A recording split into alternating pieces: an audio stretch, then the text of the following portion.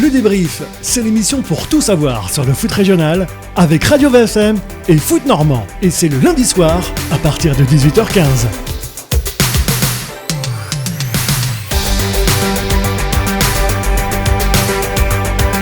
Mesdames, messieurs, chers amis, le débrief, le retour sur Radio VFM avec Foot Normand, 24e épisode aujourd'hui. À mes côtés, évidemment, l'indéboulonnable Mathieu Billot de Foot Normand. Salut Mathieu. Salut Christophe, salut à tous. Quel plaisir de vous retrouver pour ce débrief. Après quelques péripéties, une petite parenthèse, ça fait du bien de vous retrouver. Oui, c'est toi qui étais absent, mon petit Christophe, on était fidèle au poste. Petite péripétie Covid, j'aurais tenu un petit peu plus de 2 ans, effectivement, je n'y ai pas échappé comme d'autres. En tout cas, le plaisir est là pour parler foot, évidemment. Dans un instant, on va se consacrer au Stade Malherbe de Caen et plus particulièrement à son équipe réserve. Le débrief, l'émission sur toute l'actualité du foot régional avec Radio VFM et le Foot Normand. Notre invité, effectivement, de cette première partie de ce 24e épisode du débrief de Radio VFM et Foot Normand, eh bien, c'est l'entraîneur de l'équipe réserve du Stade Malherbe de Caen qui se bat pour son maintien en National 2. C'est Fabrice Vandeput qui est avec nous aujourd'hui. Bonjour Fabrice. Bonjour. Fabrice, évidemment, on le disait, cette équipe réserve du Stade Malherbe que vous entraînez, elle se bat actuellement pour s'accrocher à cette place donc en National 2. Ça avait plutôt bien commencé, début mars, après un succès à Romorantin. On se disait que ce maintien allait être quasi acquis. La dynamique était excellente puisque depuis le début de l'année 2022, votre équipe, Fabrice, elle avait enchaîné 4 victoires, un nul pour une seule défaite. Vous étiez, je crois, autour à peu près de la 7e place, tranquillement au chaud. On se disait que c'était quasi fait. Et puis finalement, il y a ce qu'on peut appeler le coup de la panne, avec ces 6 défaites de rang la dernière en date ce week-end sur la pelouse du leader Versailles. Qu'est-ce qui s'est passé, Fabrice, effectivement, pour expliquer en quelque sorte cette absence de résultats là depuis un mois et demi maintenant? Comment on peut l'expliquer? C'est difficile à expliquer rationnellement ce qui nous arrive. Simplement, on était très efficace dans la période que vous avez décrite entre janvier et mars. On était très efficace derrière et devant, c'est-à-dire qu'on concédait aussi pas mal d'occasions, mais sans prendre forcément des buts. Et puis on arrivait à marquer beaucoup de buts. Sur les 6 derniers matchs, on a eu beaucoup moins de réussite. Il y a aussi le fait qu'on joue très très jeune depuis le début de saison et que l'on va chercher beaucoup de joueurs en dessous des U18 qui sont en finale à Gambardella et des U19. Et sur le long terme, on commence un petit peu à voir les limites dans ce dernier sprint de jouer très très jeune parce que on tombe sur des équipes d'expérience et comme on est moins efficace et aussi moins bon dans le jeu, là on était sur un fil dès le début de saison. C'est ce que j'avais bien expliqué dès le début de saison, qu'on était sur un fil. Et je pense que la dynamique était très bonne, mais à la 20e journée, donc il y a 6 journées, on avait effectivement la 7e place et une dizaine de points d'avance sur nos concurrents directs, mais j'ai toujours gardé une réserve justement par rapport à ça et par rapport aussi à cette période qui correspond aussi pour nos jeunes à la période des décisions pour certains qui restent ou certains qui vont nous quitter. Donc ces décisions sont prises et donc il n'y a pas une démotivation, mais et quelque part, les jeunes cherchent un nouveau projet et c'est aussi dans ce cadre-là où ça devient difficile sur cette dernière partie de saison. Ouais, bien sûr. Mathieu Billot, Foot Normand. Ouais, on précise juste pour rebondir sur ce que dit Fabrice, c'est vrai que les clubs professionnels en fait, doivent donner les réponses aux jeunes joueurs de leur centre de formation avant le 30 avril pour savoir s'ils les gardent ou s'ils les gardent pas et quelle nature de contrat ils leur proposent. Voilà, après les jeunes acceptent ou n'acceptent pas. Donc c'est une période remplie d'incertitudes pour de nombreux jeunes joueurs. Donc forcément pour certains qui, entre guillemets, reçoivent le contrat qu'ils attendaient, tout va bien, mais ça représente une minorité. Pour les autres, c'est un petit peu plus compliqué. Certains, il y a des jeunes joueurs, on va pas trahir de secret, mais il y a des joueurs qui arrivent peut-être à la fin d'un cycle. On peut penser à des garçons comme Lucas Boudonnet, Robin Legendre, Théo Barré, même s'il est actuellement blessé. C'est des garçons qui sont là quasiment depuis 10 ans, je crois, au Stade Malherbe, qu'on fait l'école de foot et tout. On peut légitimement les comprendre s'ils se posent quelques questions sur l'avenir.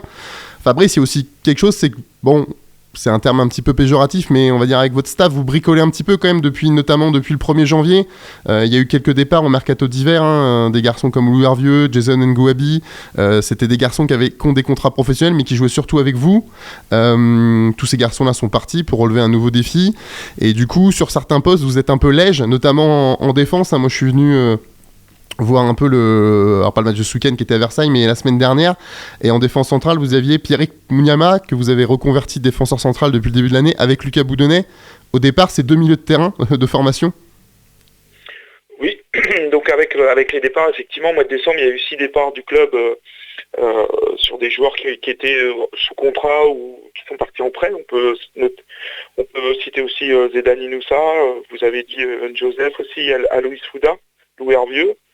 Et Jason Ngouabi qui a été prêté et en parallèle il y a eu la blessure de Vladimir Molchan qui était blessé au départ aux adducteurs et quand il est revenu sur l'entraînement avec les pros et malheureusement sur un choc il s'est fait les ligaments croisés. En fait depuis janvier on n'a plus de défenseurs axiaux qui pouvaient jouer avec nous en première partie de saison et c'est pour ça aussi que on a repositionné Pierrick Munyama, défenseur axial qui a donné satisfaction sur 4-5 matchs, 6 matchs, mais on voit aussi que c'est pas son poste de prédilection et qu'il a moins de repères. Mais voilà, on bricole, mais il y a aussi les jeunes comme Maxence Gosset qui a participé donc des U18 ou U19 et puis Robin Verhaeg, mais aujourd'hui on peut constater qu'ils sont pas encore prêts, il leur manque aussi beaucoup de travail pour être à ce niveau-là. Fabrice, vous êtes un formateur, évidemment, vous êtes concentré sur le terrain, mais dans cette période-là, il y a aussi inéluctablement ce rôle justement d'accompagner les jeunes sur un petit peu leurs incertitudes, parce que certains doivent se confier aussi à vous, évidemment, en expliquant peut-être les questions qu'ils peuvent se poser à ce moment-là de l'année. C'est du travail en plus, et c'est du travail compliqué aussi à réaliser là, à ce moment-là de l'année. Au-delà des préoccupations qui concernent évidemment le maintien de l'équipe réserve, il faut aussi consacrer du temps à ces jeunes qui sont parfois un petit peu perdus, qui s'interrogent.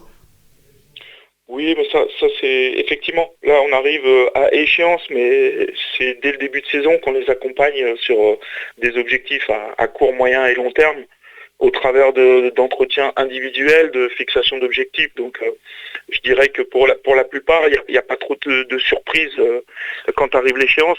Le travail effectivement se fait en amont et effectivement c'est pas avant le 30 avril où on a fait ces réunions avec le directeur du centre, avec Nicolas Sob, pour savoir si certains étaient gardés ou pas pour leur avenir.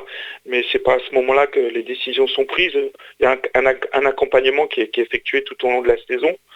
Et donc voilà, même si les joueurs savent, pour être très clair, qu'ils ne sont pas conservés au Stade Malherbe, ça ne les empêche pas de garder leur motivation.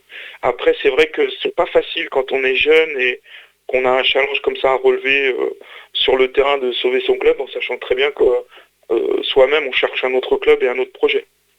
C'est vrai que c'est pas une mince performance, Mathieu, que cette réserve soit en National 2, parce que très peu de clubs pro, en fait, on a tendance à l'oublier, ont une réserve en National 2. Ouais, on a fait les petits calculs avant de faire l'émission.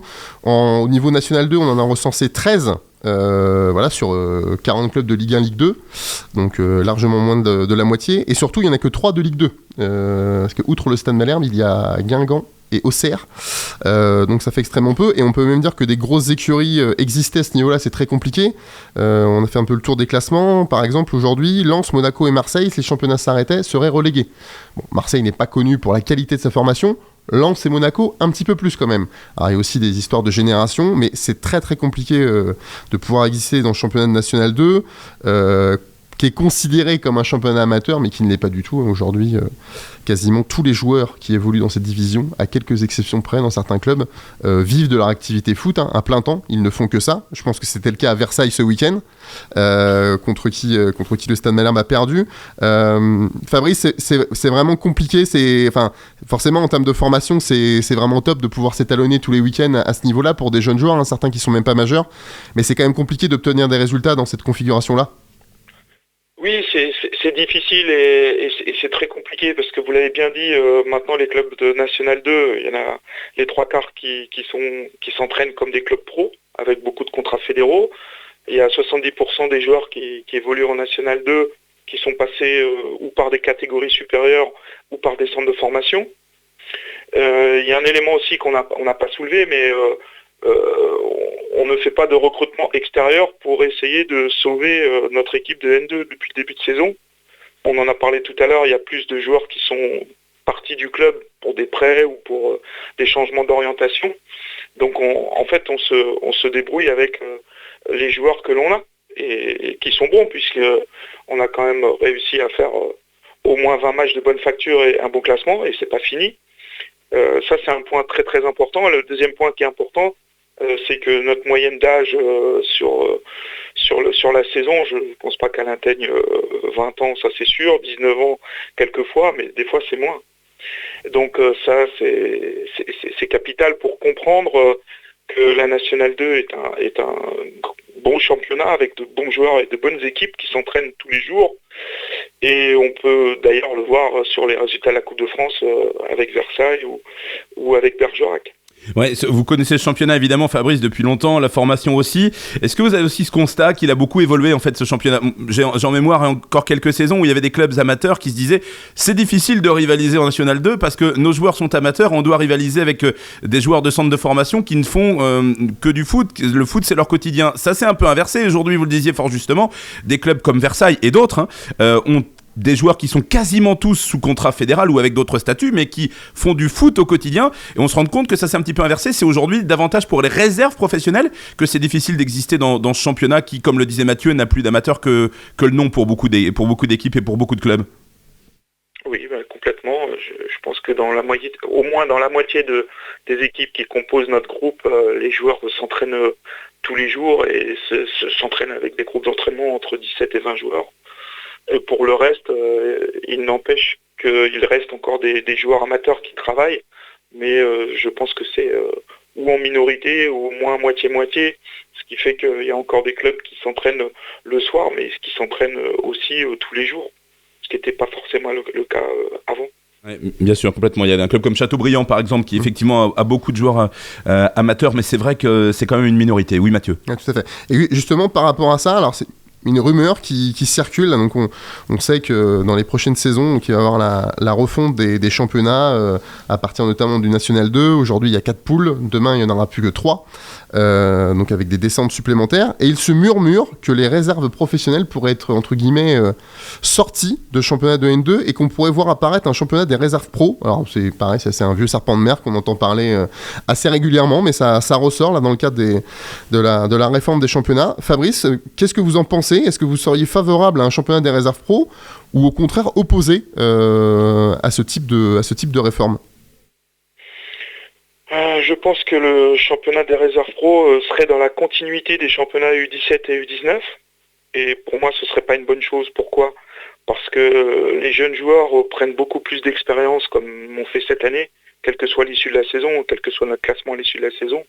Mais on peut constater que tous les jeunes qui ont participé à nos matchs contre des équipes d'hommes, sur des joueurs d'expérience, etc., eh ben, il vaut mieux faire 2 matchs de national que 15 entraînements, parce qu'ils acquièrent de la maturité et qui peut nous être bénéfique ensuite pour intégrer l'équipe première du club.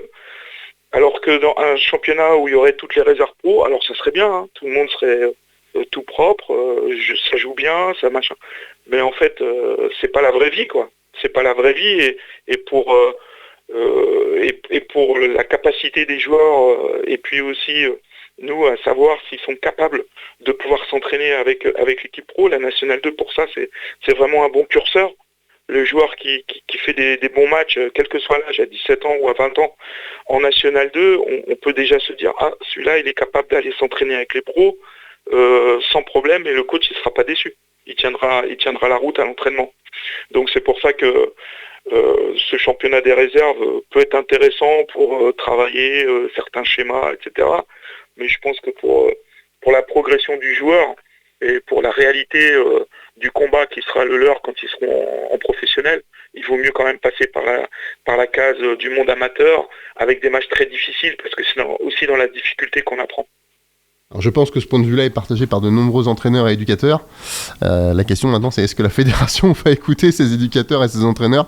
Voilà, c'est un peu ça la suite. Ouais, l'alternative, Mathieu, je pense, c'est dans la réflexion, du moins, c'est aussi que le championnat, vous le savez, le championnat national 3 redevienne entre guillemets un vrai championnat national. Actuellement, c'est un championnat qui est à mi-chemin entre le championnat régional et le championnat national. C'est un championnat national, mais qui est géré par les ligues. Demain, l'idée, c'est d'en refaire un peu comme autrefois avec le CFA2, un vrai championnat national, avec une partie des clubs normands reversés par exemple vers la Bretagne, une autre peut-être vers l'Île-de-France ou le Nord, et dans ce cas-là d'intégrer peut-être plus facilement des équipes réserves professionnelles à ces championnats National 3. On sait aujourd'hui, et sans faire offense évidemment à aucun club de National 3, qu'évidemment des réserves pro évoluent avec certains clubs qui sortent de R1, ça n'offre pas les meilleures conditions à ces réserves pro. Ça serait peut-être davantage le cas demain avec un championnat National 3 qui serait à l'instar des anciens championnats CFA2.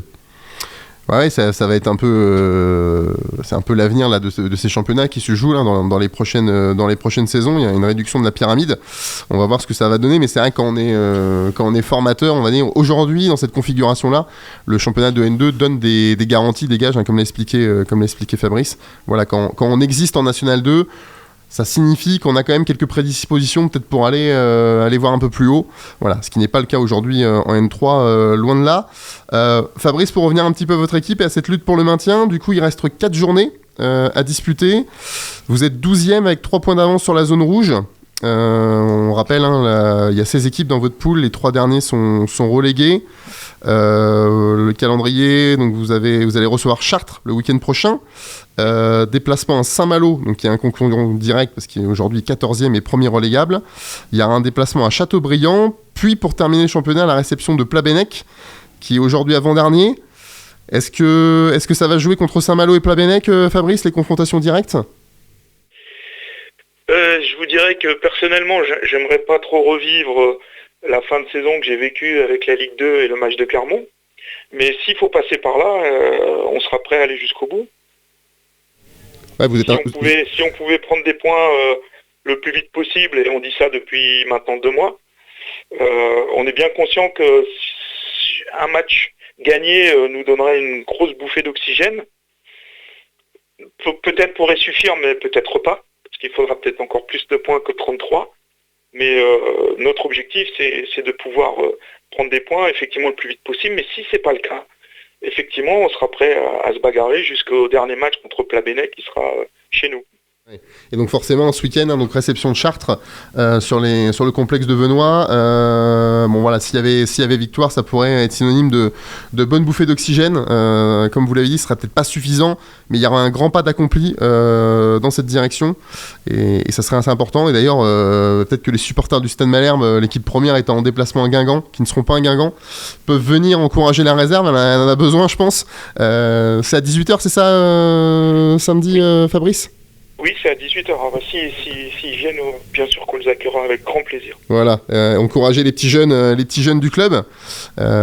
Christophe, on va, pour terminer cette première partie, on va dire quand même un petit mot de cette équipe première qui a fait match nul ce week-end contre Auxerre, assuré de disputer au minimum les barrages d'accession à la Ligue 1. Donc voilà, 14 000 spectateurs, deuxième affluence de la saison, encore une fois. Magnifique. Le public était au rendez-vous, c'était une belle après-midi de foot. Une belle après-midi de foot, un bon match de foot avec 2 belles équipes. Même si l'expulsion de l'Auxerrois et l'ancien Canet, Mathias Autrey, en début de seconde période, a un peu changé la donne. Voilà, donc Malherbe était mené sur un but de Gaëtan Charbonnier juste avant la mi-temps. Et sur un petit bijou de Jesse Deminguet, le capitaine. Une masterclass. Voilà, une reprise de volée à l'entrée de la surface à la dernière minute. Malherbe a arraché un point. Bon, on rappelle aujourd'hui que pour Malherbe, il n'y a plus d'enjeux mathématiques et de classement en Ligue 2. Il n'y a plus rien à craindre ni à espérer. Aujourd'hui, Malherbe est 8e. Ils peuvent encore accrocher symboliquement cette 6e place. Ils se battent avec Le Havre, qui la détient, 3 points devant, et avec Guingamp, leur prochain adversaire. Voilà, mais c'est aussi l'occasion pour Stéphane Moulin de faire des tests, c'est un bien grand mot, mais quand même d'essayer quelque chose. On voit que Sullivan Payan, notamment le gardien, a disputé 2 des 3 derniers matchs. Il est rentré à la mi-temps sur le match du Paris FC suite à une sortie sur blessure de Rémi Rioux. Donc voilà, c'est un petit peu là l'enjeu que se trouve la fin de saison pour les Canets. Et il reste 3 matchs évidemment à disputer à Guingamp, ce sera le week-end prochain, le 7 mai à 19h face à QRM. Ce sera également ce même jour qu'aura lieu la finale de la Coupe Gambardella évidemment au Stade de France. Et puis la 38e et dernière journée, elle opposera Rodez au Stade Malherbe le 14 mai également à 19h. L'intégralité des matchs qui se disputeront bien évidemment ce même jour à la même heure. Question d'équité. Merci beaucoup Fabrice d'avoir été l'invité du débrief de Radio VFM et Foot Normand. On se retrouvera l'année prochaine toujours à la tête de la réserve du Stade Malherbe bien sûr. Oui. Et ben alors ce sera avec grand plaisir. Ça c'est une réponse claire et précise. Ça on aime bien ça quand on est journaliste. On tergiverse pas. Oui, Fabrice sera toujours là et oui nous on sera toujours là aussi. Enfin on l'espère du moins. Hein, Mathieu, si on nous a pas viré d'ici là. On n'a pas eu la réponse de notre employeur nous avant fin avril. Ça se rapproche. Merci infiniment Fabrice. Merci à vous. Très belle journée et à très bientôt. Évidemment, c'était la première partie du débrief de Radio VFM et Foot Normand. La suite arrive dans un instant. Retrouvez toute l'actualité du foot régional, le débrief avec Radio VFM et Foot Normand.